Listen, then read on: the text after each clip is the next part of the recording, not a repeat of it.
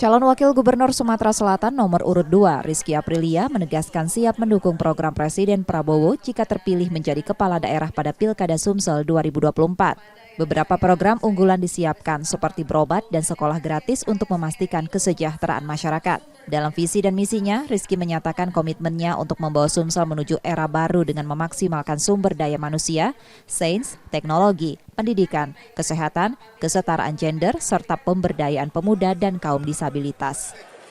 Dan insya Allah Pak Edi terpilih dan dilantik, begitu juga kita tuntaskan untuk jalur taman tersebut. Batubara ini berapa kali gubernur tidak pernah tuntas. Solusinya Pak Edi Santana.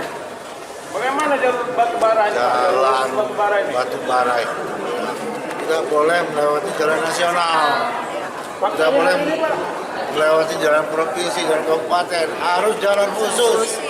Nah, kita silakan pengusaha menambang batubara, tapi harus ada jalan khusus. Nanti kalau saya gubernur, Pak Rizky wakil gubernur, kita buatkan rencana jalan khusus untuk batubara. Selain itu, dalam debat tersebut, Rizky juga menyoroti masalah jalur khusus mobil batubara yang belum dilintasi kendaraan batubara. Ia menyebutkan ada dugaan konflik kepentingan yang menghambat solusi atas masalah tersebut. Yudi Kiswanto, Kompas TV, Palembang, Sumatera Selatan.